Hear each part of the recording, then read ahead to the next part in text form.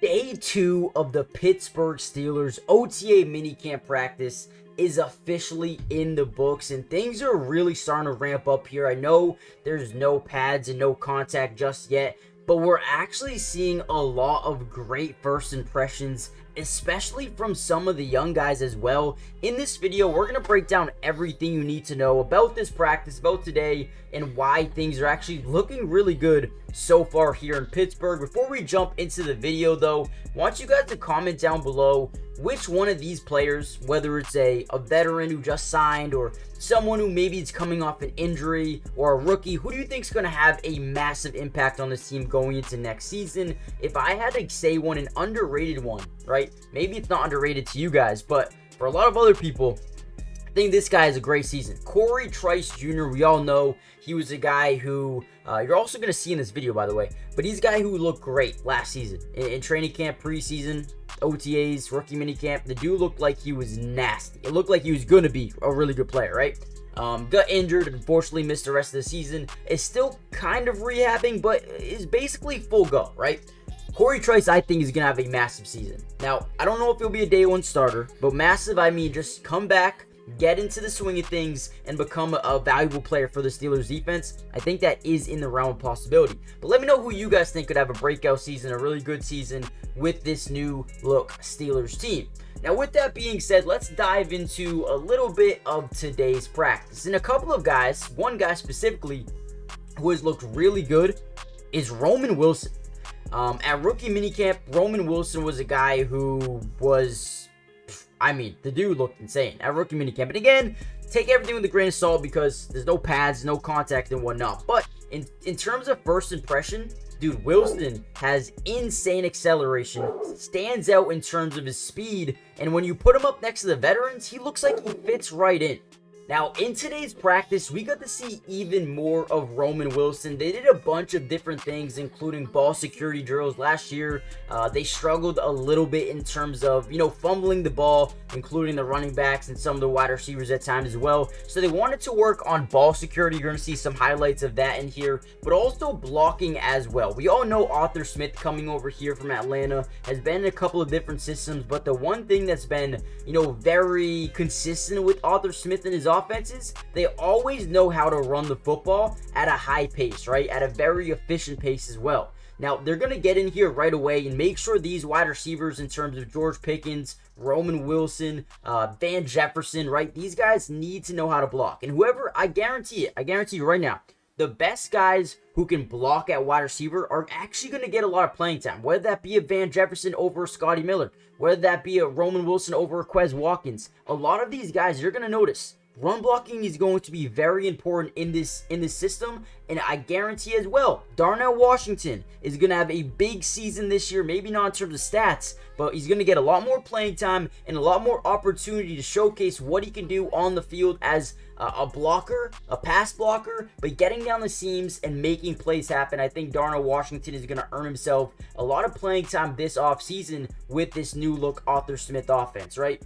So I'm excited to see what Roman Wilson does, but let's not take away from his wide receiver, partner in George Pickens. Dude, he bulked up. He looks bigger. He looks like he is going to take that elite catchability and double it by 2, right? Last year, he was catching at like a 70-30 rate. Look for it to be an 80-20, 50-50 ball rate this year. I mean, listen, that's insane. Obviously, that's probably not going to happen, but just think about George Pickens and what he has been able to do, and he's bulked up even more, man. He's going to be, quicker on his routes. I think the one thing he said and prioritized this offseason was being quicker with his feet, but getting more bulky up top and being able to box out defenders. This is a guy that wants to work on the line of scrimmage, wants to really intensify his route tree, and that's exactly what he has done so far. Definitely taking the right step forward as a route runner. And I think this guy's going to be a wide receiver 1 this season. Probably the best one on the roster.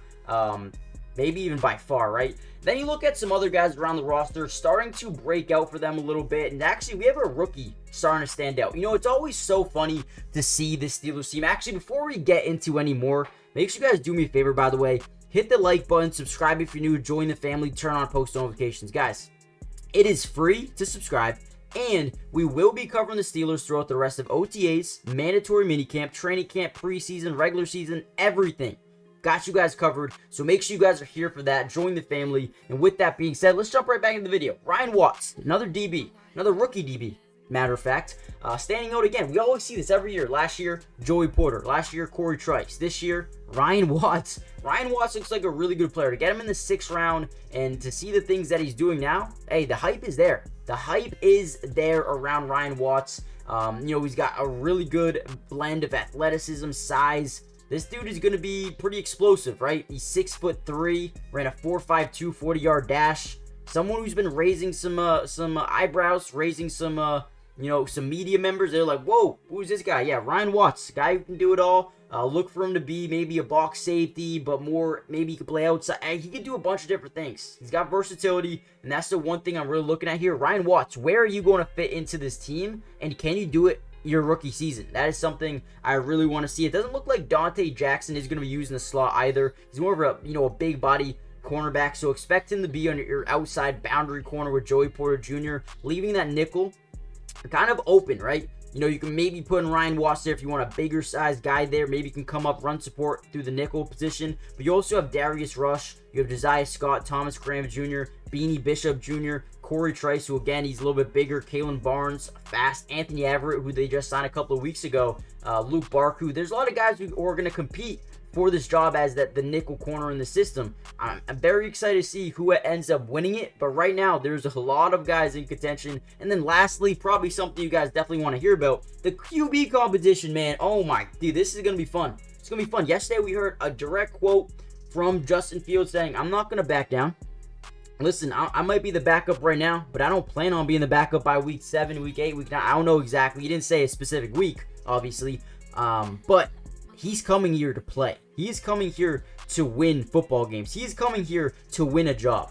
Justin Fields is a guy who is oozing with potential, is nowhere near as good as he is going to get. He has struggled in Chicago a little bit, but didn't have the worst season. He didn't have a terrible season, but people still talk down on him like he was having one of the worst seasons ever by a quarterback. This guy was stolen by the Pittsburgh Steelers. And yes, he's playing for a contract as well. If you don't come out this year and ball out, you might not be on the NFL team next year as a starter. You might be forever a backup until you get a Geno Smith type of opportunity. This is a big year for Justin Fields. And if you expect him to back down, lay down, and expect to be a backup quarterback for the rest of his career, yeah, you're wrong. He's going to come out here, he's going to ball, and there's going to be days where you say, wait, should Fields actually be the starter? There's going to be other days where you're like, okay, this is why we brought in Russell. Russell's ready to go. But this is right away, this is going to be probably the most fun camp we're ever going to see in the NFL. 2 starting quarterbacks, head-to-head, fighting for their careers. It's going to be fun. Guys, let me know what you guys think. Hit the like button, subscribe if you're new. Those are the couple of guys who stood out so far. Roman Wilson, the O-line looks good as well, but again, need to see more contact, speed, pads, whatnot. Need to see more from the running backs, again, with the pads and some defense out there. But so far, so good. Some of these position guys looking good in their breaks, in their footwork. I'm excited to see what Ryan Watts does, but so far, so good. Let me know what you guys think, and I'll see you guys in the next video. Peace.